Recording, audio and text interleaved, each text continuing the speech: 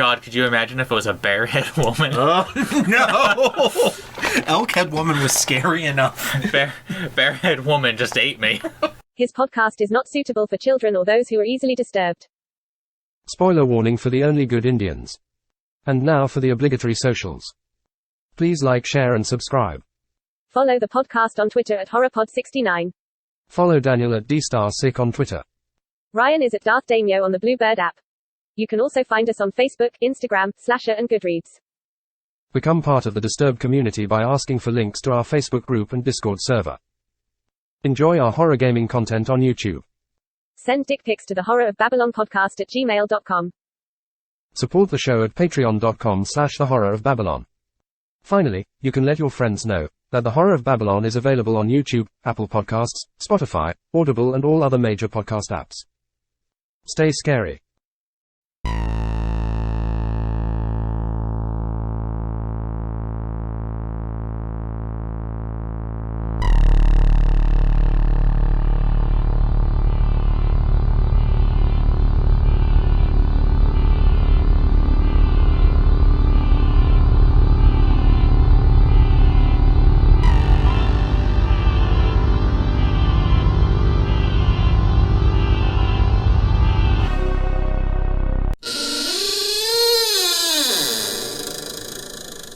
Welcome to episode 39 of The Horror of Babylon, where we will be discussing The Only Good Indians by Stephen Graham Jones.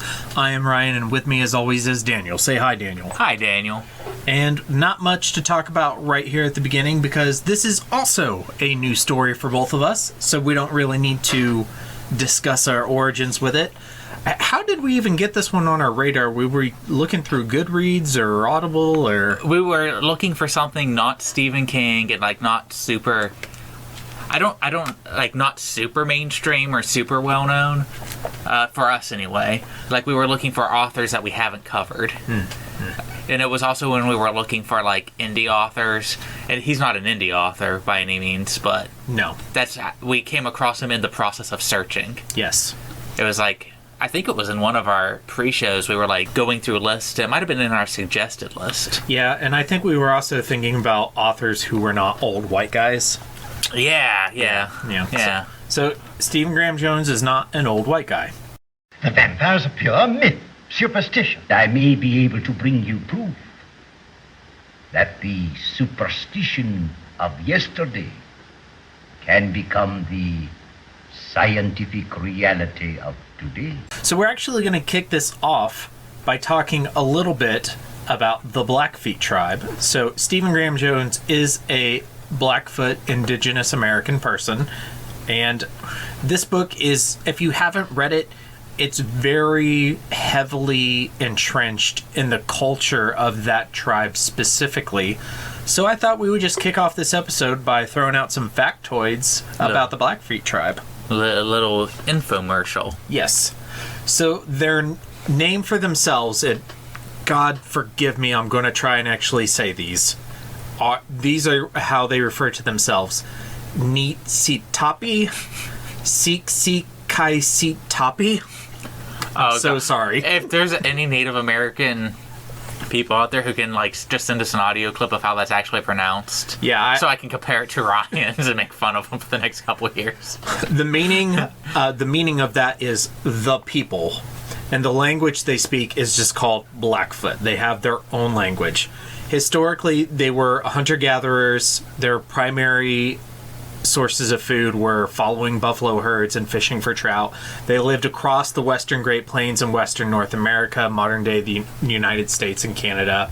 They acquired horses and guns from white traders in the first half of the 1700s, and the Blackfeet used European weapons to expand their territory at the expense of other tribes. Oh, they were the Nobunaga Odas of yes, they were. Of Native Americans. That's cool. Oda Nobunaga was like, hey, if they all stand in a line and fire at the same time, these will be way more effective.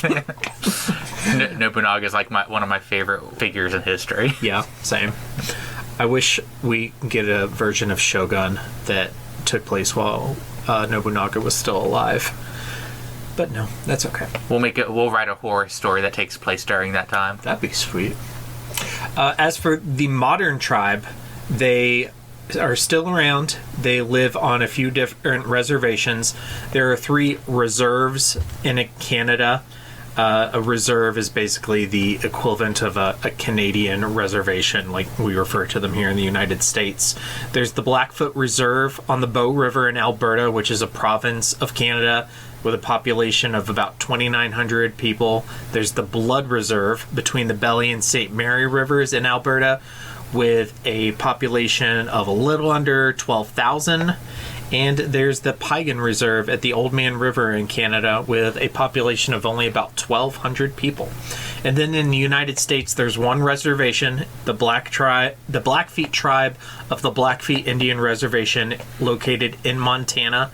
It's located just east of the Glacier National Park, and it borders Canada. The size is about 3,000 square miles, which is twice the size of the Glacier National Park, and it's larger than the state of Delaware. So Glacier National Park was actually originally owned by the Blackfeet, and they sold it to the United States government in 1910. The USA wanted to find gold, but they didn't. So haha.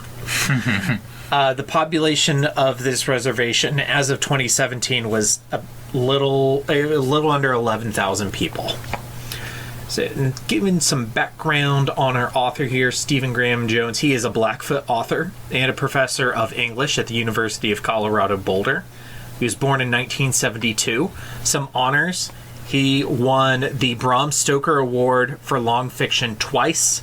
Once in 2017 for Night of the Mannequins, and once again in 2021 for The Only Good Indians. I want to read Night of the Mannequins. That sounds like a great title. Yeah, I want to read it too. Also won the Ray Bradbury Prize for Sci-Fi, Fantasy, and Speculative Fiction for The Only Good Indians in 2020.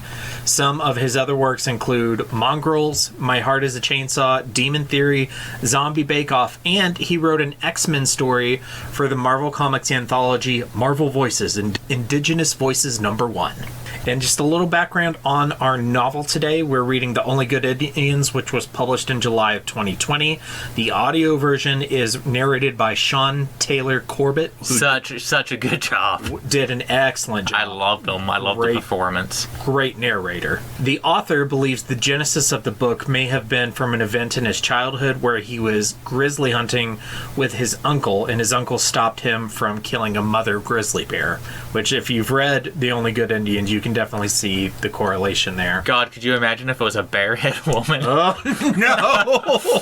Elkhead woman was scary enough. Barehead woman just ate me. Sequel! Didn't fuck around. Yeah, write that. And also, The Only Good Indians won the Shirley Jackson Award in 2020. So this book won the Shirley Jackson Award, the Bram Stoker Award, and the Ray Bradbury Award, 3 of the most prestigious horror author peoples. If I got even one award, I would like plaster stickers all over my fucking book. I'll give you an award. Yeah. Oh, can I get the Horror of Babylon award? I was actually thinking that, like, on our end of the year, like our anniversary show for the year, we could give out and the novel of the year, the Horror of Babylon novel of the year award. Or here's the categories: It, The Stand, The Only Good Indians, and the winner is... Oh yeah, let's do that. That sounds like fun. Okay, yeah, we'll do that. Okay, let's talk about structure and themes, because this book has a pretty unique structure. Yeah. Which was deceptive, because it seemed like it had a pretty straightforward structure at the beginning. Yeah. So real quick summary. Basically, this is about 4 indigenous American men who grew up together as friends on a reservation. There was an incident during an elk hunt, and now they're adults. And we're kind of following these 4 men and the ramifications in their life. Well, the first chapter is about one of them, and he dies in the first chapter. Yeah. And then you spend the whole rest of the first half of the book with just the one character. Mm-hmm. So and all of that is chronological. It's first person from his perspective. And then about halfway through, kind of the shit hits the fan. And then in the second half, you're kind of from the villain's perspective. It was almost in like a second person perspective because it kept saying you. Yes. And I was like, I don't think I've ever heard anything written like this. Basically what it was is it bounced back. The second half of the book was either in a second person's perspective from the villain, or it was a third person omniscient narrator between the other two surviving members of the group. And then there would be points where it would jump to another character. Like there were points where it was from Denora's perspective. I just noticed your shirt. So, yeah, sorry. Isn't that great? That is so you. That's 10 out of 10. Yeah, I'm wearing a Wednesday Addams shirt. Wednesday Addams just made the short list for a couple costumes for me and Hannah. So nice. I'll send you pictures. She's Wednesday. Who are you going to be? Uncle Fester. No, I'll be the dude from the Munsters. Ship it. I'll just get so super confused. What you could do is you could be the kid from the Munsters, Eddie, who's the werewolf. Yeah. And they could be like dating. Oh, that's cute. That's cute as fuck. Let's add that to our horror ships. Okay. I don't think Eddie could handle Wednesday, but no one can handle Wednesday. Nobody. Ooh.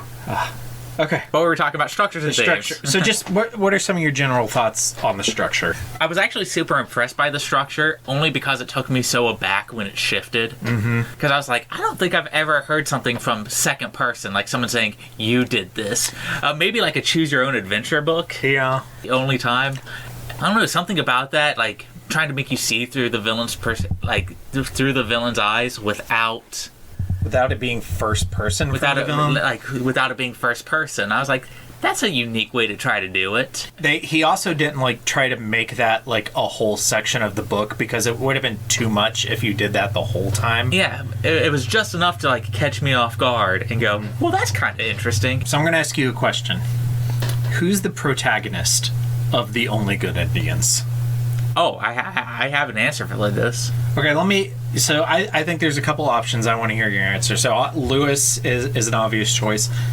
Denora, I think you can make an argument for just the group of Lewis, Ricky, Cass, and Gabe. Or you can make an argument for the elk cow, aka the elk-head woman. I'm going to add one, and I think that the ending kind of solidifies this, at least for me. The Blackfoot tribe itself is the protagonist, because at the end they kind of start telling it as a story that you would pass down culturally. So the story was really about all of them. The elk, it was Lewis, it was everybody. They're all connected. It's very how nature affects everybody sort of vibe. That's a good answer. I don't think I have a real clear one.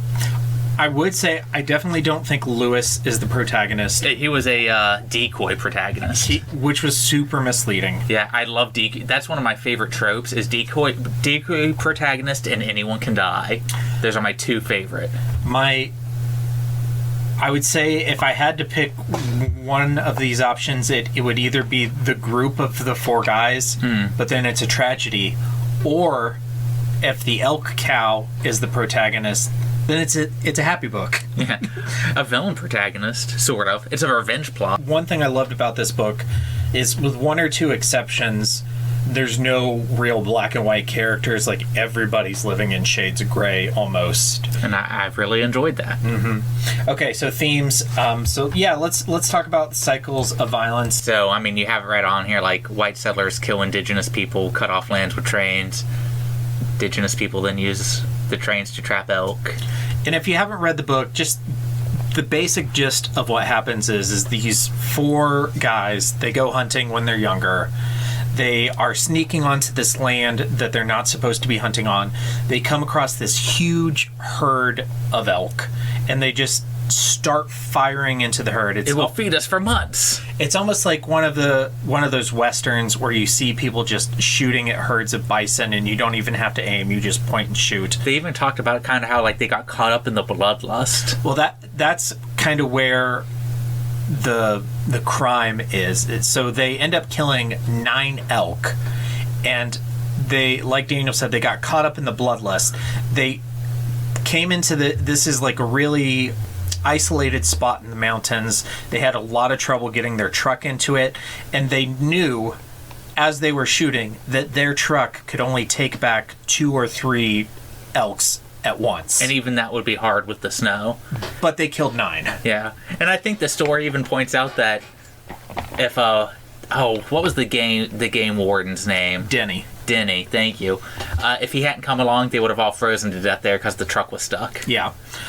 So basically, they do all this, and then the last one they kill, 1, they have to shoot it 3 times to kill it. 2, it's younger than you're supposed to hunt. It was an adolescent female. Typically, you're supposed to pick out the adults and kill the adults, not the younger ones.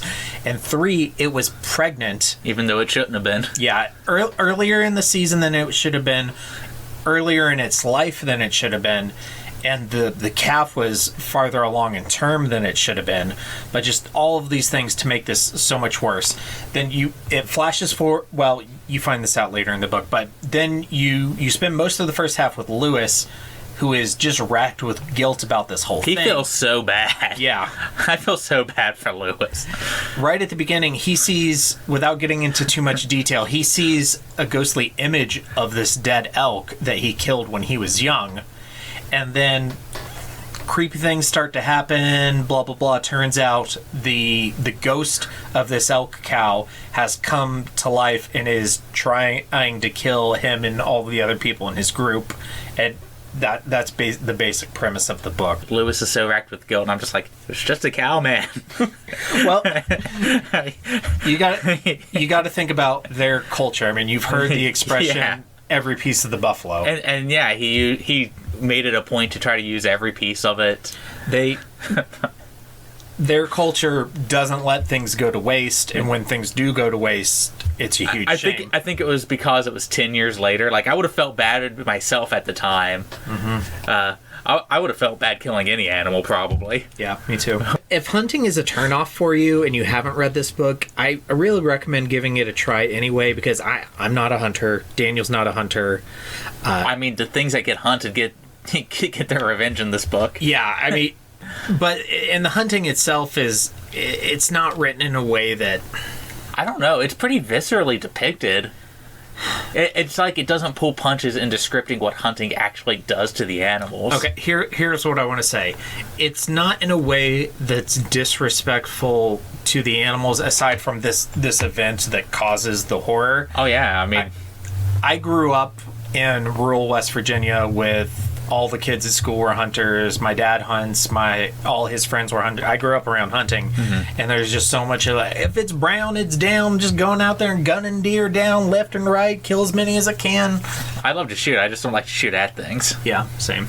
That was kind of a mess. But anyway, so back to circles. Yeah, circles. Which is our original thing. So there's this story from the novel about a herd of elk that come to the Blackfeet Reservation. They come down into the parts that are inhabited. They stop at the train tracks, and they're scared of the trains, so they're frozen there. The Blackfeet tribe then goes out and takes advantage of this and kills a lot of the elk. A few elk get away. They tell all the other elk about the train, and then it comes to a full circle again when our 4 guys here end up having basically the same situation happen without a train. And then it circles around again at the end when Denora, who's the daughter of one of these 4 guys, is being chased by the elk-head woman at the end of the book and ends up partially getting away because she gets to hide in an abandoned freight car. Because you're his calf. The fuck does that mean? Crazy random woman I've never met? If someone said something like that to me, I'd nope out of the situation as fast as I could. Honestly, that's when I would have realized. If you haven't read this, stop listening and go read the book, because this is going to be also incoherent if you haven't read this book. It sounds crazy, and I read the book. Yeah. I think the best thing about our podcast is a lot of our intent is for people to listen either as they're reading it or after they've read it. So some other big things, guilt, revenge. Yeah. Really the big ones. And of course, indigenous American culture. This was written by a Blackfoot author. It's about the Blackfeet tribe. The majority of the characters are Native American, all except for... Is it just PETA? Is she the only white character? I think she's the only, important.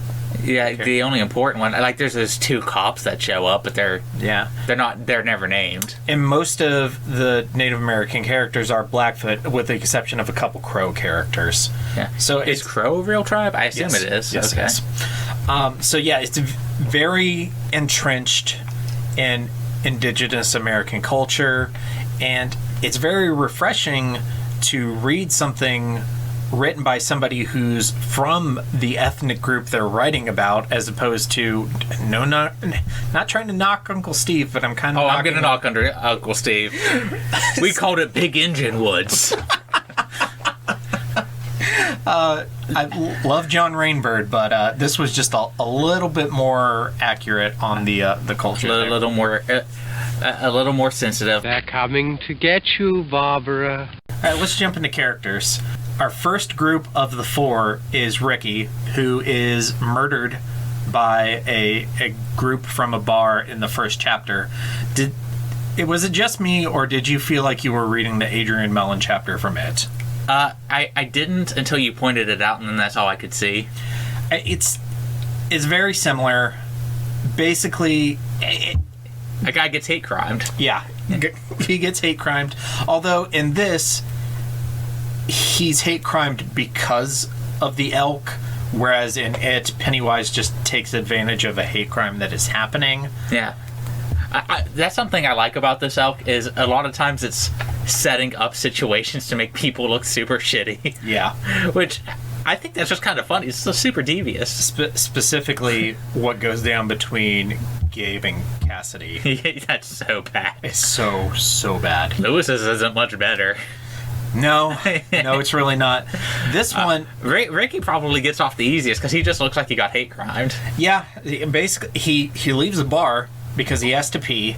He goes out in the parking lot to pee. Then this fucking giant elk comes out of nowhere, bashes a bunch of cars. Then the guys come out to see what the ruckus is, and the elk is gone. So it looks like Ricky just beat the shit out of all these cars. So they beat him to death. I shouldn't laugh at this, but no, yeah. It's terrible. It's awful. Take out the elk, and it's something you'd read about on the news any day. Speaking of news, I loved whenever they would do like the news stories in the characters' heads. Yeah. Was it just Lewis that did that? I think Ricky did it too. Oh yeah, it might have been Lewis thinking about Ricky, but I think I remember Ricky thinking in terms of like a news story as well. Yeah. And then you kind of get it with Denora, but she's thinking of like school posters and stuff like that. Yeah.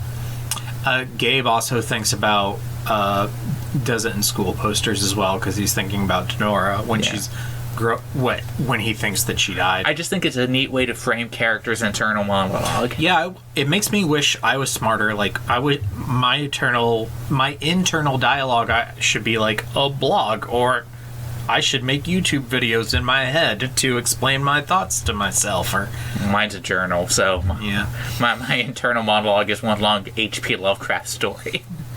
Mine is one sentence with no punctuation, no breaks. Oof. I need sleep. But yeah, I just thought it was a very interesting choice to open up the book like that. Yeah, it's effective. Yeah, for sure. Sets the mood. So then our next character is Lewis Clark, and he is referred to as Little Merriweather, which I just find absolutely hilarious. I love all the nicknames, and I really love later in the book, like when he's taking that leave of absence from work, and he's like, "Oh, they're gonna start calling me Kid Gloves." Well, what's kind of sick about a Native American character being named Lewis Clark is he has the names of Lewis and Clark, who were the Americans responsible for mapping out and opening up the West for the United States. Basically, if you're going to pin Manifest Destiny and the expansion of the United States westward on two people, it's Lewis and Clark. And what does the expansion westward of the United States bring? Well, the downfall of indigenous American culture in those regions. This is again showing my super whiteness. I have never heard Sacagawea used as a slur until this book. I was like, I guess. Not like when I'm thinking about it from this perspective. Yeah, if you think about it from their perspective, I mean, she she was assisting them. Not that, she was doing anything malicious. It's not like she was like, oh, I'm going to help out these white guys and it'll eventually lead to the downfall of my people. No, she was just, just unintended consequences. Yes, she was doing a job. But that was just sort of because you don't hear stuff like that in our public school system. No, I mean, you learn about Christopher Columbus and, oh, he was a brave man who sailed the ocean blue in 1492, and oh yeah, he also just committed genocide on that island where he landed, and they just killed all the indigenous people there. And so it just sort of neat to not that I think, but again, I'm a white guy, so my opinion probably counts for shit in this. Do I think she deserves to be used as a slur? Probably not, but it was just neat to go, that's probably something that would happen. Yeah, I mean, this guy grew up, in that culture. Yeah, so maybe they do use Sacagawea as a slur. I assumed that they did after hearing it. That's why it was so. It was just sort of neat. Some more on Lewis.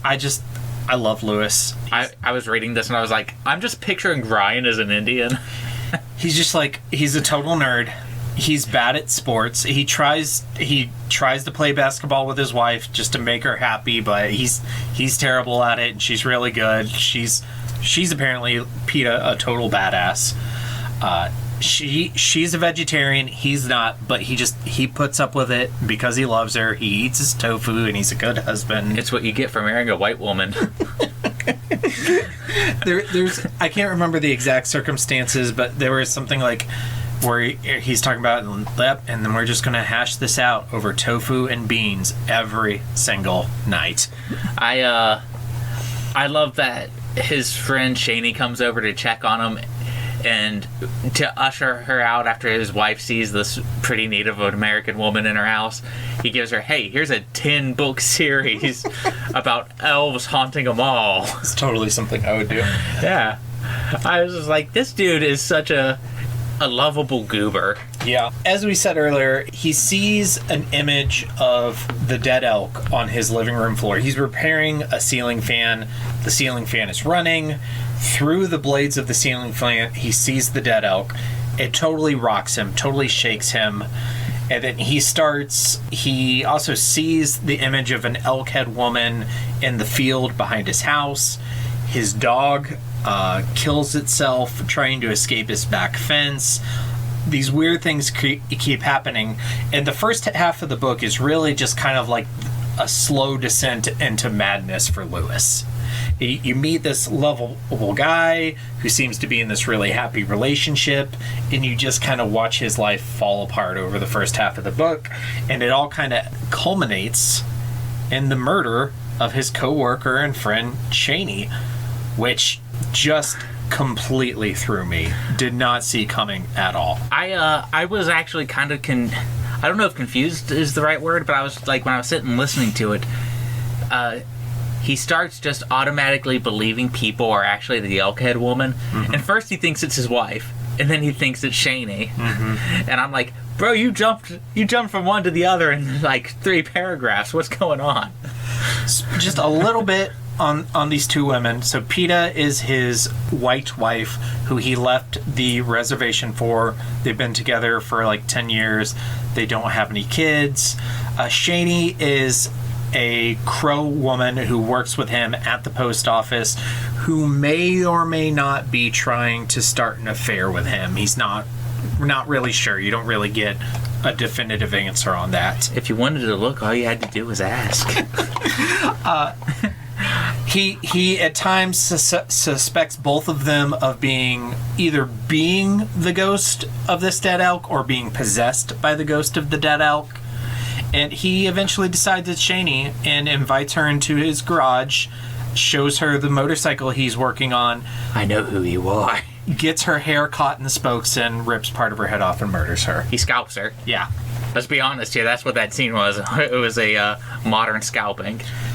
And I was already on edge because the first like really bad thing that happens is his dog, who almost died trying to jump over a fence and ended up strangling itself on a leash, gets stomped to death by someone in yellow rubber boots.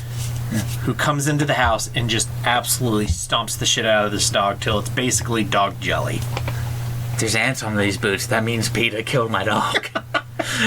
That's maybe my one small problem with the book, and I don't know if it's because he's being haunted, like he's being influenced somehow, or if he just was that paranoid of a person. Like if I saw ants on a boot, my first thought wouldn't be my wife is an elk-head woman stomping my dog to death. So that's kind of my ultimate question about Lewis, is in terms of the suspicion and then the actual murder of Shelley.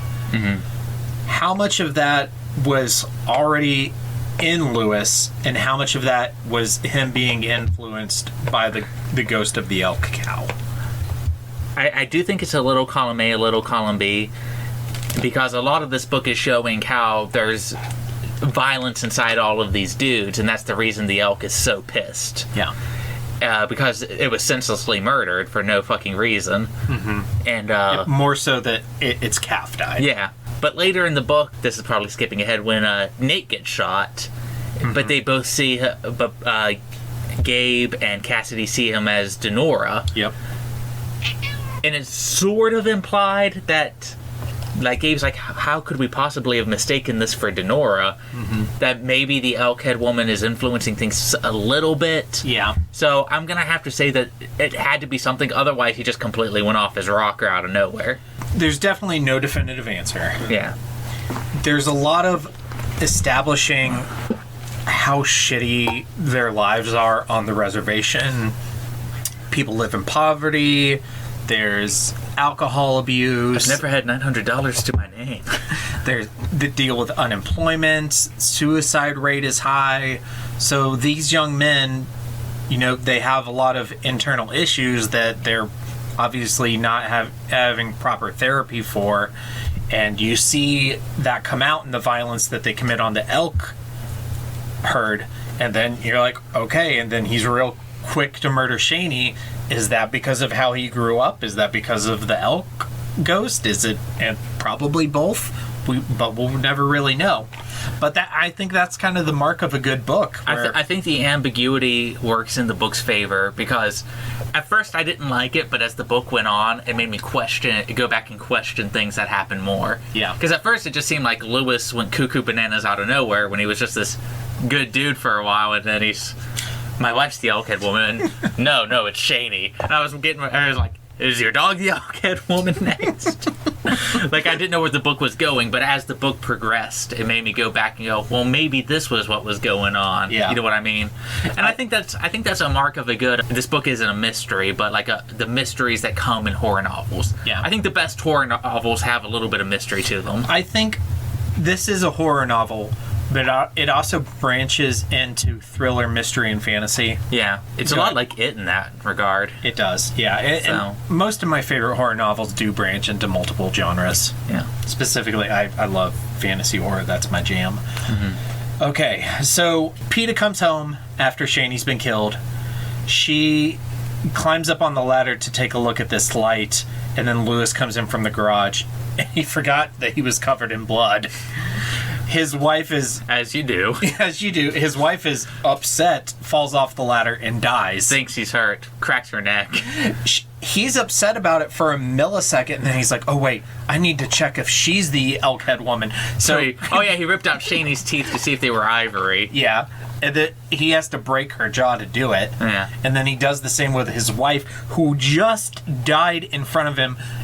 He did nothing to prevent it, which could have been shock, which, you know... I'm not saying that...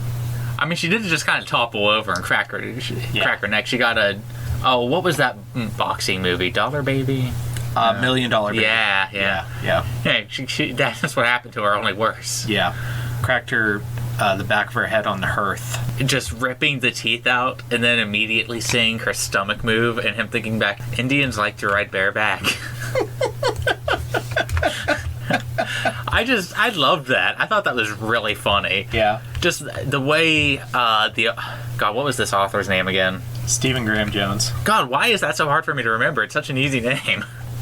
I guess this is the first book of his I've read. Yeah, same. I haven't read anything by him before, but I'm definitely going to read more. Yeah. So that's a lot about Lewis and Cheney and PETA. So let's get on to our third and fourth members of the group. First, we're going to talk about Cassidy Thinks Twice. As we said earlier, the majority of the second half of the book is talking about Cassidy and Gabriel. And there's a good parallel between the two of them because they're both adult Indigenous American men who grew up on a reservation, but they're kind of on opposite ends of the spectrum, where Gabriel is just like complete fuck up and Cassidy is actually starting to kind of get his shit together and get his life together and kind of grow up and mature, even though it's kind of implied that these guys are like in their probably like mid 30s. Did it ever say specifically how old they are? No. I kind of pictured them like 35 to 40 kind of range. I actually appreciate that. Picturing them a little bit older and turning their lives around, because I'm always of the opinion it's never too late to turn your life around, except if you're dead. Yeah. And Cassidy kind of goes to show that, like, he is doing it for a woman and for Joe the Crow. Yeah. That's the worst fucking death. Do I think that that a woman's going to fix a dude? Of course not. But I do find, but I'm a hopeless romantic, so I find shit like that cute. Yeah, I'm sure there are women who have fixed men, but they are few and far between, probably. It's also not their job. Yeah. No. Yeah. It's not. And but I do find shit like that cute when people want to be better for another person. I like sweet shit like that. I probably read too many romances growing up. Yeah, no, same. Yeah. So, in a way, I think he's kind of... Spoiler alert, both Cassidy and Gabriel end up getting killed by the Elkhead woman, we'll get into the specifics of that in scary shit. Yeah. But just generally on them, in a way, he's kind of the most tragic character because he was getting his shit together. He fell in love. He found a woman he wanted to spend the rest of his life with. Saving up money. Yes, you're drinking less, kind of getting his ducks in a row, and then he ends up getting killed over these elk that they shot when they were kids. It's real tragic. And that's part of, to call back to things like the past catching up to you. Yeah. And sometimes, like, I'm trying to think of like an apt example. Let me use my criminal justice degree here. Oh crap! What's the term for this? I should know this off the top of my head. You have so much time, and then a crime is no longer. You can't be charged for it. Statute of limitations. Thank you, Christ. It shows how much that bachelor's degree is worth. But it reminded me sort of like that. There's been like stories about a dude who is almost to the statute of limitations, or maybe there is no statute of limitations for his crime. What happens is these characters will be getting their life together, and then this really shitty thing in their past comes up, and they're not that person anymore, but it doesn't matter because that crime still happened. Yeah. And that's kind of the point I feel with Cassidy is he's doing all these great things. Same thing with Lewis. Yeah, but it doesn't matter because they still did the bad thing. Yep, and they still pay for it. Yeah. Mm-hmm. What did you think of like the description of how he and Joe live? Like they live out in the mountains. They live in a camper. They have it's a camper and a horse pen, and they have dogs roaming around and a truck, and that's like their home. My ideal retirement is basically doing that, but in Alaska with wolves. So I want to move to Alaska and raise wolves and hunt bears. That's what I want to do with my life. I would be down, but I would want a cabin, something with a foundation, not a camper. Yeah, I mean, I guess I'll trade the camper for a cabin. Doesn't even have to be a great cabin, but that's. I did a trailer for 10 years, and I'm all done with that. Yeah. But nothing wrong with trailer living. When I finally convince you to run off with me, me and you will get a cabin and raise wolves and hunt bears. Sounds okay by me. And then Bearhead Woman will come and get us. No, not Bearhead Woman. Where were we? We were on Cassidy. Yeah. I guess we can move on to Gabriel because we're not covering their deaths right yet. No, we'll talk about that in scary shit. So, as I said, Gabriel is the fuck up. Like the lovable fuck up. He really reminds me of Larry from The Stand. I love... there's this part in the book where he's talking about how he would get $40 and it would disappear into a beer case. Poof, Indian magic. And I was like, oh my... I feel bad for laughing at that, but... I mean, they said it. Yeah, it was funny. I don't know what to... It was partially the lines, and it was partially the performance. Just the way the guy read it. It was great. So he's portrayed as being like the most reckless of the four of them. He's the one who makes the worst choices. He's the only one who's a dad. He knocked up his girlfriend when they were young. Her name is Trina. His daughter's Nora, who we're going to talk about soon.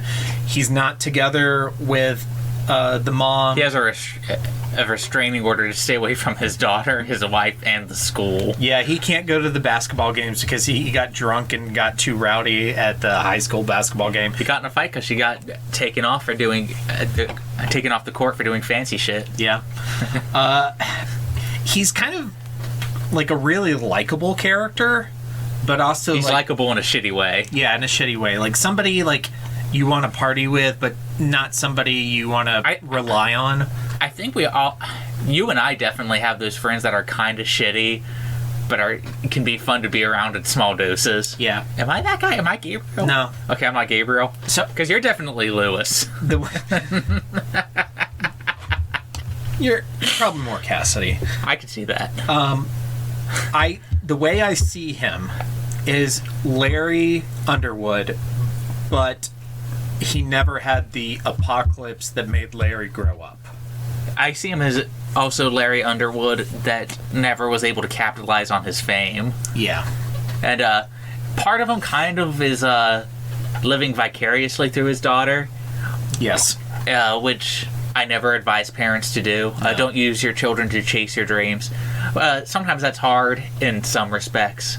And again, I haven't had to raise any children. His daughter is like a high school basketball superstar. Yeah, and he keeps thinking about how he could have been a superstar if he just hadn't been so much of a fuck up. But a little bit in his defense, he's not that kind of father who's like continue pressuring his daughter. No, she's doing the same thing. Yeah, and he genuinely loves her, and that's very easy to see. That's really understood about the character. He's not like out there like, get out there and run drills and do this and drop and give me 20 and all that bullshit. Yeah. Yeah. He steals an old rifle from his father. Yeah, which is a Mauser, which is a gun I really want. His great uncle brought it back from World War II. Yeah. And his dad inherited it. He stole it from his dad to pay for the sweat. So he could have cash. Oh my goodness. That's something else that kind of like struck me as off. Like they're doing this sweat as like part of like a cleansing ritual for this like rowdy kid, right? So that and in honor of Lewis's death. Because Lewis is killed by police, by the way. But everyone has to pay for it, and I know that it seems like a lot of setup, but I'm like, it also seems like you're charging an awful lot. So I just don't know how those things work. Yeah, I kind of got the vibe that Gabe's being kind of shitty and charging more than he probably should. Yeah. Okay, that makes more sense. But I just don't know. I bet you can tell that I was really happy with the sweat, not because they included Native American magic, but because it was sort of tongue-in-cheek. Yeah. Where I'm always complaining about how they always portray Native Americans as these super wise hermits that fix everything by smoking pipes and sitting in sweat lodges. Yep. And this book does the exact opposite. No. The sweat lodge maybe is my favorite sequence in the book. Like it's so funny. I love the way they just continuously rib the kid that they're doing. They're doing it with Nathan Yellowtail, and they just give him so much shit, and it's so funny. And they all these jokes about them being naked. And it's very human. Yeah. And I'll take a shitty not written shittily, but characters that are shitty people. Mm-hmm. That are more human than I will over likable characters that are robots. Yeah, everybody in here is very human. They have their pros and their cons. So actually, that's a good transition into Denora Crossguns, Gabriel's daughter, because I feel like she's the least gray character, but she's also an adult. She's a kid. Yeah. Is she the only blameless person in this book? Yeah, kinda. What about... There is sort of a theme of generational guilt. Yeah. Which is my slight Catholic background, original sin, and you have to feel guilty forever. But yeah, she's just kind of like the only like wholesome character in it. But I guess it kind of fits because what I thought about Denora is like, okay, she seems great now, but what's her future going to be like? If she grows up the same way her dad and her dad's friends did, is she going to turn out like them? Is she going to have all the same kind of problems that they have? Or is she going to lead this WNBA super lifestyle that she wants? And even though we don't get a lot of them, I do like whenever I get to see a step-parent portrayed positively. Yeah, Denny. Mm-hmm. Yeah, and he's not in it a lot, but I think that showing that he was a good influence on her, like because they talk about how she has this positive family. Mm-hmm. It's not her stepsister, it's just her sister. Yeah. And I've been a stepfather. It's not her father and her stepdad. It's her dad and her new dad. And her new dad, or her dad and her biological dad. And I don't know. I like stuff like that. It's just great to see a Piccolo in the story. Yeah. Totally better dad than Goku. Yeah. And apparently Piccolo does something super shitty in this new movie, so now I want to see it. I don't want to see it. You get... So our four main guys, they talk a lot of shit on Denny, but then it always comes back to, yeah, but actually Denny was right, or actually he saved our lives, or actually blah blah blah, and then he ends up saving Denora at the end of it. Yeah, but and it's because at the end of the day they were the ones doing something wrong, mm-hmm. And I don't even think hunting's wrong per se, but they were hunting where they weren't supposed to. We're not supposed to be there. In conditions that they shouldn't have been out in. And killing more than they should have. Yeah. More than they could carry. More they can even use. Yeah, it's like, are they going to stand out in that blizzard and strip them all there? No. And it was because they were being the reckless... I don't know how old they were supposed to be in that scene. I kind of envisioned them as like either older teenagers or early like 20s. Yeah. I pictured early 20s, just the way they were talking about it. Yeah. I assumed were they drinking too? I assume they were drinking. I don't know. They were probably drinking while they were hunting. Right, you shouldn't assume that Native Americans were drinking. They drink a lot through a lot of this book. I know. Or at least Gabriel does. Nathan Yellowtail, the troubled kid who comes to the sweat with Gabe and Cassidy. I thought I was going to be annoyed by this character because he's just some like uppity little teenage kid, but he ended up being kind of charming and funny. I liked how much of a smartass he was because he actually sounded like a 16-year-old. Yeah. I'll tell you what I really liked about him, and I know I use these sort of comparisons a lot because he seemed to come out of nowhere. He did. In my own books, sometimes I have to have a character come out of nowhere to like get a point across, mm-hmm. And I'm like, God, does this sound super stupid? But then I see other writers doing it. I'm like, no, I'm fine. Well, he is, in a way, he is kind of a plot device because he was born with a blood clot, and he's this prophesized hero in indigenous American culture. And it does a fake death. Oh, every one of you thinks you're the next. What was Crazy Horse? Crazy Horse. Yeah. Whereas he is the next crazy kind of. But it does this like fake death for him, and then there's a period of time, so you're supposed to forget that he's dead. But I'm sitting there, I'm like, no, he was born with a blood clot. He's going to show back up, and then he shows back up, and he kind of saves Denora, but he also doesn't completely save her. He saves her in a way that doesn't make it seem so like it's a little ambiguous. It's not so damsel in distressy that it's like gross. No, I actually think it's sort of even because in the end she makes the call. She's the one who says, we both can't ride this. You go do this. Tell them I'm heading to X. Yeah. So that probably saves his life because if he would have tried to ride back with her, that strain probably would have killed him. And they both weren't good riders anyway. Yeah, but he rides back and ends up, getting her stepdad, which ultimately saves her. What you do is you have the woman make the choice. Yeah. And that's what she does here. She's like, no, you need to go do this. I'm going to distract the big scary monster. And that's what they do. Yeah. So I really hope you guys have read this book, because this is the most incoherent conversation we've probably ever had. This book is sort of written, I don't want to say incoherently. No. It's sort of scattered. But when you're done with it, like, the structure makes sense. It all falls into place by the end. Yeah, the only questions you have are questions that are... The book purposely makes you ask. Like, did Nathan survive? Yeah. You don't know. It's never said, because you could see him making it there and then falling off the horse and dying because he bled to death. Like, he probably shouldn't have been alive at that point anyway. Look, we need to wrap up characters so we get into scary shit and talk about some of these kills. So let's finish characters by talking about our villain, the elk cow, and the discussion of her. We can transition into scary shit. Elkhead woman.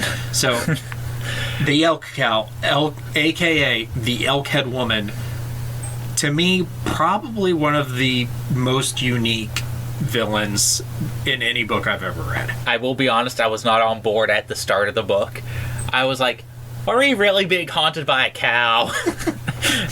By an elk cow. Yeah, see, I didn't know there was a difference between elk and deer either, so Ryan had to send me pictures and a diagram. This is an elk. This is a deer. This is a moose. This is a reindeer. Yeah, they're all part of the deer family, but they're different animals.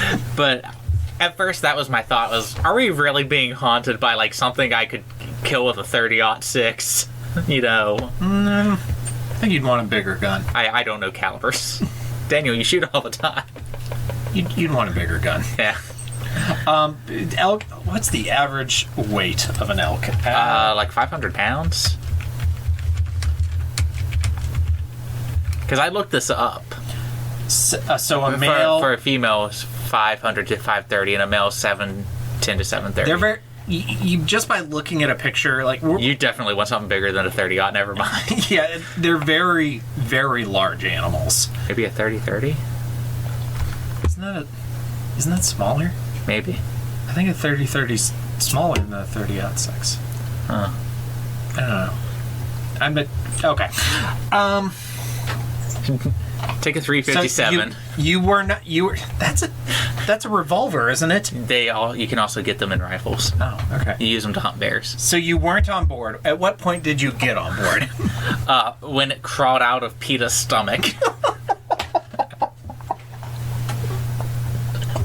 This book is so fucked up. Yeah, when he's seeing like the stomach moving, going, it hasn't been long enough, but maybe I did get her pregnant. Yeah, they had sex like 2 days prior, and the ghost like hijacked his semen and impregnated an embryo. Reincarnated. Yeah, and accelerated the growth of that embryo. Even though it had sort of a physical presence before, because it could fuck up cars and smash his dog. Yeah. I guess the assumption there was that maybe it was possessing other people and letting them go. The ghost powers are very ambiguous and confusing, which I sort of like. Yeah. I don't want it over-explained. I'd rather have it ambiguous than over-explained, but it also doesn't feel like it's magic. I don't have to explain it. It feels like there's a logic in there, but we're just far enough away from being able to understand it. I mean, you could imagine that it grabs a neighbor, it goes and kills the fuck out of the dog, and then it takes the neighbor home and lets it go. I mean, yeah. You don't have to stretch if you're on board with the general premise, you don't have to stretch too much for these explanations. But I was just picturing, like, you know, if a fucking moose was coming after me, I'd just go get a gun and shoot it. But then it's crawling out of her stomach after being reincarnated, and then hops out of the back of the truck. So I think we're already in scary shit. So let's jump to scary shit. Yeah. I'll kill you all. I'll drive you crazy, and I'll kill you all. I'm every nightmare you ever had. I am your worst dream come true. I'm everything you ever were afraid of. So the first half of the book, not really scary. I don't know if I was disappointed, because I really liked Lewis. Yeah. Like, I was entertained. I was entertained, but I was hoping for something that got under my skin. The only thing that even remotely does so in the first half, prior to when the killings start, is when they find the dog having hung itself in the backyard. It bites his friend. That got under my skin. Don't ever be a dog in a Stephen Graham Jones book, because Oh my god, dude. they all die. And they all... Dean Koontz, it's okay if you kill dogs now. 4 dogs are stomped to death by an elk in this book. He picks up the rock that I used. Okay, so first half, not very scary. Then we get to Shaney's murder. And then the death of... then the dog is murdered in the garage. Then we get the Shaney's murder. And then Peeta's accidental death. And then Lewis goes completely fucking nuts, takes the elf calf, and runs. Yeah, digs it out of his wife's room. Can you imagine what the cops who came into this scene thought? Like, he went fucking bananas. Their teeth are, like, cut out, and he cut open his wife's womb, and then he's found carrying an elk heading towards the reservation. And is killed by vigilantes. This part, like this whole middle sequence, really got under my skin so much that I had a nightmare that I was running around carrying a baby reindeer. Really? Yeah, I texted you. I told you that. I think it was 2 nights ago. It was just I found this baby reindeer and like scooped it up and was just like running from what I don't know, but I was just running carrying this baby reindeer all over the place, and eventually I think we had a happy ending in that. At this point, you're like, oh my god, it can't get any fucking worse than this. But then you meet Cass and Gabe and Denora, and you live with them for a bit. You get to the sweat, and the sweat's real fun. And then the bad stuff starts to happen. When you said it can't get any worse than this, I pictured like the title card from It's Always Sunny in Philadelphia popping up, and the title's just, it gets worse than this. So the first one to die is Victor Yellowtail, the cop father of Nate Yellowtail. He's actually not the first to die, because he comes back out and saves... Yeah, okay, the first one to get attacked. Yeah. Yes, you're right. Which we don't really... It does kind of a cutaway where you don't find out what happens until later. Mm-hmm. And when Gabe finds his body... Yeah, because it makes it seem like he's super dead. He like escaped into the outhouse, and it makes it seem like didn't they say that the elk bit him? This shit with Victor happens. He disappears. The people in the sweat aren't aware of this. Then Joe, Cass's girlfriend, shows up, pulls him out of the sweat, and tells her that the girl that your friend killed was my cousin. Turns out Shaney is Joe's cousin, which was just kind of another gut punch on top of all of that. Yeah. Like, oh, I'm having this sweat. In honor of this dude. And he killed your cousin and you just found out. Whoops. And then you had Gabriel. This was another thing. Like, Gabe stumbles out, finds all of these dead dogs. He shouldn't have just gone and told his friend. After she gets Victor, then she stomps the 3 dogs to death. Gabe comes out and finds them. He, in the best Larry Underwood fashion, just decides to ignore it. It'll just go away. I'll just ignore it. Yes, he should have immediately went in there and said, "Hey, we got a problem." Yeah, something's happened. That would have solved everything. That would have solved like 90% of what happens to everybody. Yeah, because then when they come out, Cassidy sees all of this. Because he brings back in the mug that had... So Cassidy was saving up money in a thermos that he was keeping under his wrecked truck. The elk-head woman steals that thermos, throws out the money, puts the thermos in Gabriel's truck. Gabriel goes out looking for something to scoop water with. He gets the thermos, brings it back in.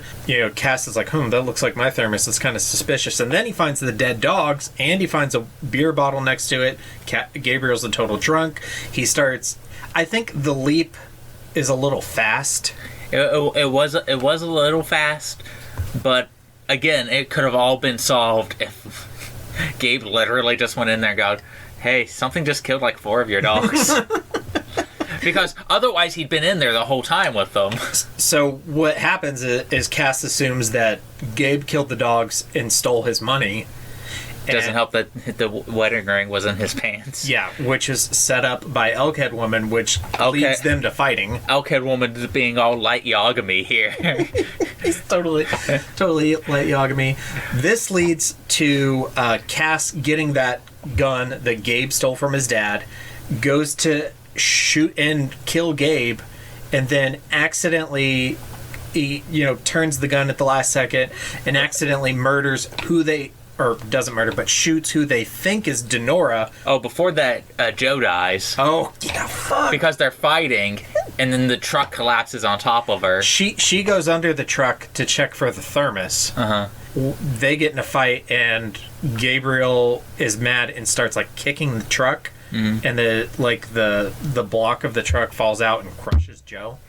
Did you really not want me to be with her that much? So much that you killed her? And then he gets the gun and starts looking for a shell that'll work.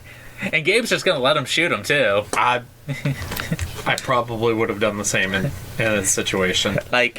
All the evidence is against me now, man. And you did just, accidentally manslaughter his girlfriend. Yeah, at the very best. Mm-hmm. I guess manslaughter is accident by definition, but... And then that leads to Cass trying to shoot Gabriel, accidentally shooting Nate, who they think is Denora. They both see him as Denora. Gabriel, explains the situation that would bring Denora there in his head, and it's totally conceivable. Yeah. And that part got me. I wasn't faked out by Nate's death because I knew about the blood clot, but I did think that was Denora initially.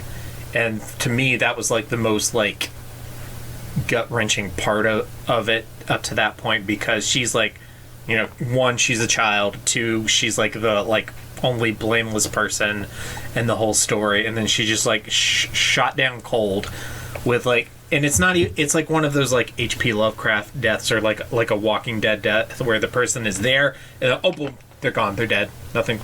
Nothing heroic or dramatic about it. It's just, this fucking thing happened and they're dead. Yeah. But it turns out it was actually Nathan Yellowtail. Then Elkhead Woman comes out and says, "Hey, if you don't shoot yourself, I'm going to kill your calf." And he's just okay. While they think it's Denora, that Gabriel beats Cass Cassidy to death with the thermos. He beats him to death with a thermos. Oh my god. Which I guess you can beat somebody to death with anything, almost. I mean, if it's a sturdy enough thermos, one made of metal and shit. Yeah. And then I guess I'll have to try it. The Elkhead Woman goads Gabe into suicide, and all four of them are now dead. But she's not happy with that. Now she wants to kill Denora, who does show up later for the same reason that Gabe assumed she showed up earlier when she actually didn't. What? Compared to murder, breaking a promise is nothing. I fucking love the thoughts of the Elkhead Woman. What led me to kind of figure out that it wasn't actually Denora who got shot was the whole time they're fighting and going back and forth, I'm thinking, is Nate just sitting in that sweat lodge just listening to all of this and not doing anything? I didn't put that much thought into it. I just thought it was supposed to be another accidentally scalping Shaney scene. Yeah. Or not accidentally, but purposefully. See? So all of that happens, and now you get a basketball showdown. This was a little goofy. It was. It probably would have been okay for a minute. Yeah, it was a little long for me. But maybe it's just because I hate basketball so much. I don't hate basketball so much, but I also don't love or really even like basketball. A lot of my patients watch basketball, so I get stuck just sitting and watching basketball. But I thought it was too long. And coupled with that, I thought the chase scene afterwards was a little long. Maybe a little. I liked everything that happened. I liked all the beats of it. I wouldn't have known what to cut. Yeah. But I'm also not a professional editor, so. Victor shows up, and that's, when Denora kind of figures everything out. He gets killed. She runs off. Then, she gets the train. That stalls Elkhead Woman. She keeps going. Nathan shows up. With the horse. And I'm Crazy Horse now. Crazy Horse. She says, "No, we both can't ride. You go find my dad. I'm going to lead her off to Duck Lake," which is where the shooting of the elves. The elves that hide in trench coats in the mall, Lewis. I want to read those books. That sounds like such a great idea for a book. It reminded me of this narrative podcast that I listen to about a Walmart that was built over the gates of hell. Neanderthals. No. And the Walmart is like haunted by like all these ghosts, and there's zombies that show up there, and demons from hell show up, but it's just like a regular Walmart. It still has to work and do business. I love that. What convinced Lewis that Shaney had to be the Elkhead woman is he didn't laugh at his reference to the books. Yeah. And then he thinks about it later, goes, maybe she just didn't like the first one and dropped them all off. Yeah. He kind of answers a lot of his own questions, but it still doesn't keep him from doing badass crazy things. So eventually they make it to Duck Lake. The bones of all the elk are still there. It's like, I pictured like the elephant graveyard from The Lion King. Oh, me too. Yeah. Only like snowy instead of with elk. barren. Yeah. Antlers, not tusks. I actually think that was a what's that? God, I'm having such a bad time remembering words tonight. Set piece. Yeah, it was nice. Like, if you did, I would like to see what a movie of this would look like. I'm not sure, like, this movie could ever, like, this book could ever be made into a satisfying movie, but I would love to see someone try. I would love to see someone try, but that's a great, like, last scene. Yeah. Another issue with like a movie adaptation with this is doing it in a sensitive way. Like, you hire all Native American people and have a Native American director. Well, it's not going to be a Hollywood movie, which is fine. I actually have a recommendation based off of something that just came out. Ooh. Who's that? Oh, we'll get to it when we get to like further readings. Okay, cool. Okay, so the end is basically the Elkhead woman is there. She's gonna fucking kill Denora, and Denora's just like, you know what? I'm sorry. My dad's friends, they were wrong. You know, I forgive you for everything you've done. The circle, she stops the circle. She's like, the circle of violence has got to end here. I'm taking responsibility for what my father and my tribe have done. And after Elkhead woman digs out the dead calf that Lewis buried all those years ago. And then Denny shows up to save her, and she stops her stepdad from killing the Elkhead woman and does end the circle of violence, and that's where the book ends. Yeah. Which I thought was a great ending. Yeah. And then you get kind of like a little afterword of she loses state, but at the same time it's like one of the last times somebody is able to beat her. Yeah. So it does imply that she goes on to have a basketball career. And that's cool. Yeah, which is good for her. Yeah. Okay. I probably would have ended it right after the Denny showing up elk scene. Yeah. But at the same time, it was kind of nice to have a little bit of a feel-good vibe after so much ass. Now we're jumping to Kiss Me Fat Boy.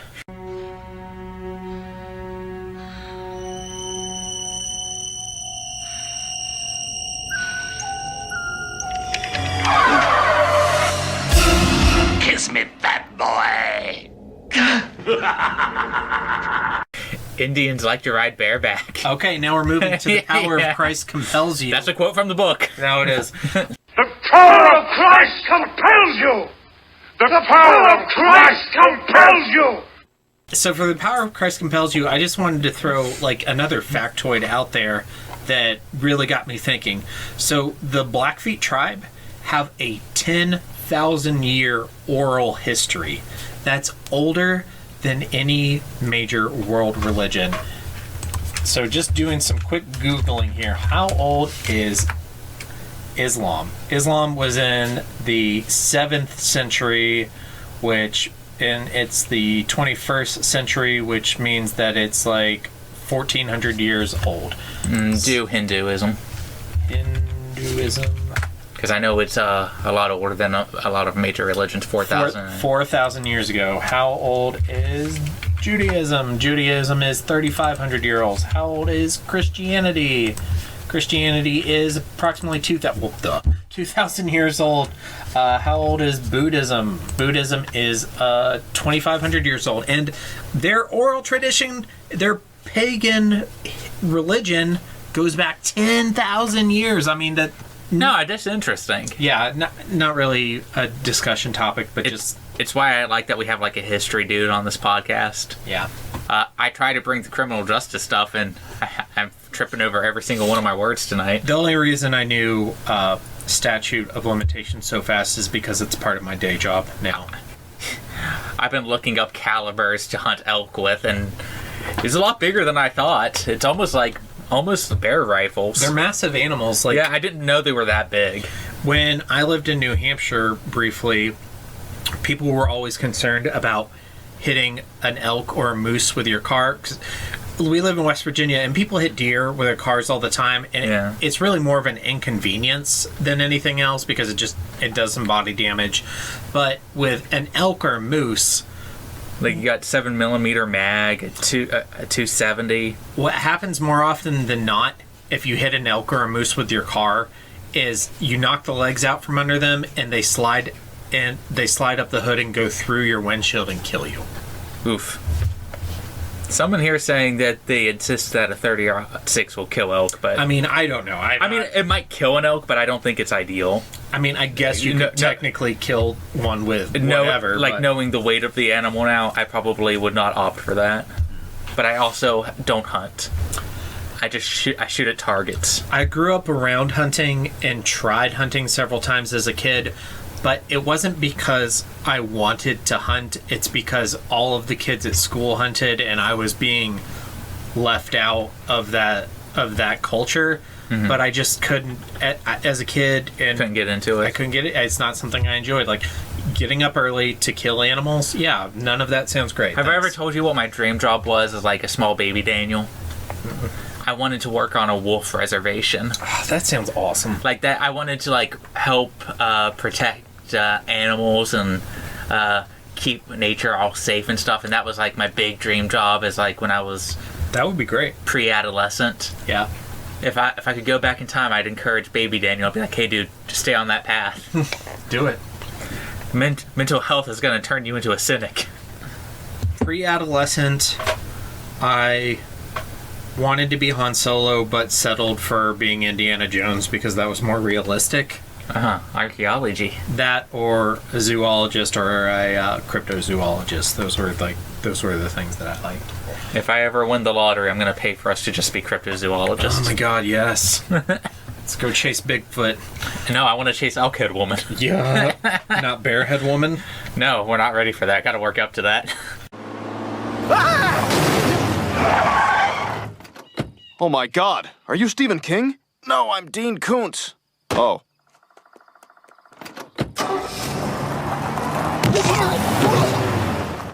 It's time for Kings and Koontzes. I had trouble with both. Yeah.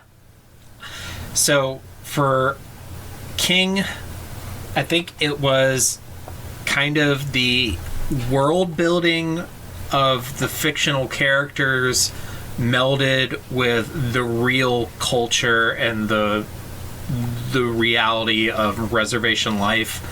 Learning about these four friends who are kind of Losers Club-esque.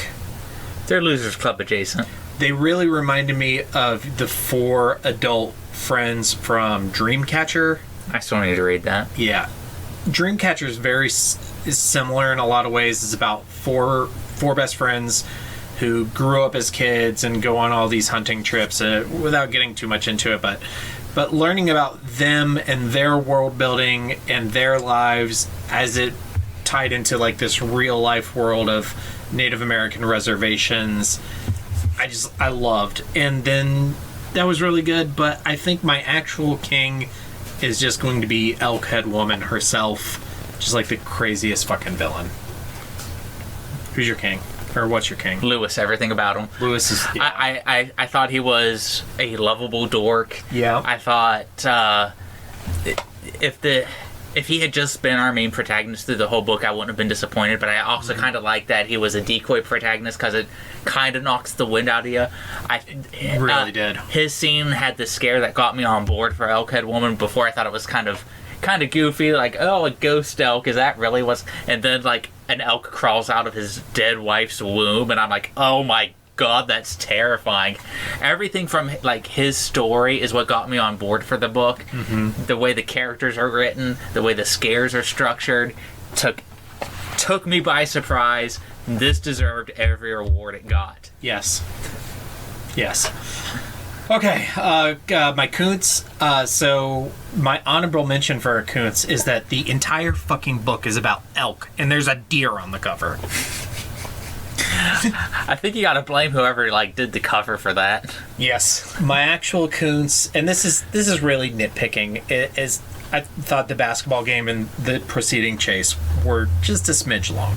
My Koontz probably isn't fair because it's probably something that's meant to be sort of ambiguous and sort of been like, well, was he being influenced? But it was like how quickly Lewis went from 0 to 100 for my wife is Elkhead Woman. No, it is Shaney. Yes, it does. When you put it under a magnifying glass, it doesn't make a ton of sense. But I also think that contributes to the shock. Yeah, it was just when it happened, it took me aback. When we got further in the novel, I went back and went, okay, it's not as bad as I thought. Yeah, but at the time, I was like, this dude. Like, at first, I thought it was goofy, and it grew on me. Which, if that's my Koontz, it's a testament to the novel. It is. Okay, so it's time to rank. So far, our lists are both It, The Mist, Firestarter, The Stand. Then I have Carmilla Phantoms, you have Phantoms Carmilla, and then The Scarlet Plague at the end. I have really, really, really, really been going back and forth on this, but this book has so many things that I love. One, like a group of kids who are best friends becoming adults. Something bad happened when they were kids, and then their adult selves them dealing with the repercussions of that. It is horror fantasy. It has a unique villain. It has lots of animals. I fucking love animals. It has, a lot of like history and multicultural things into it. It has a really relatable character, and Lewis has really likable characters, and Gabriel and Cass and Denora. I think if anybody like really ever listens to this, I think I might take some flack for this, but I'm getting ready to take flack for my ranking, so I think it's my number 3. Your number 3? My number 3, above Firestarter and below The Mist, and I was really toying with making it my number 2 above The Mist, but you and I went in opposite directions. I think I'm going to settle on number 3. Okay, go ahead. Mine's below Phantoms. So, above Scarlet Plague and Carmilla and below Phantoms. Yeah. Phantoms just has a lot more that works for me personally. And a lot of that's like a cultural thing. I wouldn't say these characters are hard to relate to. I absolutely love Lewis. Mm-hmm. But like we said at the beginning of this, my response to Lewis would have been, man, it's been 10 years. It was just a cow. Like, I would have been that white dude who gets himself killed in this situation. I think Phantom's scares were better. They were better for me anyway. I think it's, the weak part of Phantoms are way weaker, but the good parts of Phantoms work for me way more. So. Yeah, I think this is kind of a preference thing because the Only Good Indians just hits a lot of my buttons. And Phantoms hits a lot of mine. I like Empty Towns. Mm-hmm. It played more with the mystery for longer. In fact, I think Phantom's biggest weakness was explaining it too much. Yeah. It's the opposite of this. Which the Only Good Indians does not have that issue at all. Yeah. I'd probably put them as a tie if that was possible, but if I have to rank them, I'm going to put it below. Yeah, no ties. Ties are for the weak. Yeah. Commit! On to homework! Did Nate live? Yes. I think so too. I'll tell you why I think he lived. Because a lot of this book was about how future generations fixing the problems of things that their parents did. Even though his father really didn't do anything wrong. That we know of. Yeah. But it's about the next generation trying to be better. Yeah. Which Denora definitely is. And that was a kind of a big overarching theme of the book. Because you even get kind of them talking about some of the old-timers in this book and the mistakes that they made. Like, Gabriel's like, oh, well, who are people to judge me when these people are all doing this stuff too? So, it's funny. The two most responsible adult characters are both authority figures. One's a cop and one's a game warden. Yeah, that's kind of weird. Yeah, it's not like, obviously Stephen Graham Jones is not from our generation, so maybe that makes sense for his generation, but somebody from our generation would never write it like that. Most of my heroes are police, so. Maybe I just hate cops. Sorry, cops. I'm also a big fan of like noir novels, so as a grizzled detective. Yeah, that's a genre that I was just never big on, and I don't like cop shows, and I don't know. Okay, that's a whole another thing. Watch Mindhunter. Mindhunter. Yeah. I don't know what that is. It's about the people who formed the FBI branch that profile serial killers. So it's literally 2 FBI agents going around interviewing serial killers, and they use like actual dialogue from the interviews. Now, see, okay, to me, that's not a cop show. That's true crime. Yeah. I like true crime. Yeah. I don't like cop shows. Okay. Well, it is dramatized, but it is still pretty. God, dude, there's a side-by-side shot of like the scene from when they interview Ed Kemper in the show versus the actual interview, and it's like they literally just went back and interviewed Ed Kemper again. It's amazing. Okay. Yeah. But watch Midnight Mass before you watch that. Okay. Oh yeah, I need to watch that. How do you think the people in the reservation reacted to Elkhead Woman and all the killings? Or do you think that Denny just kind of said, Gabe went crazy and killed all these people?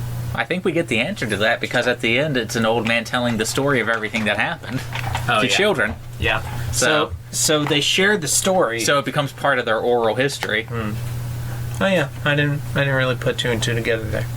Yeah. Okay, cool. All right, and our question for the listeners, please reach out to us. Let us know what your favorite horror story is that involves Native American culture.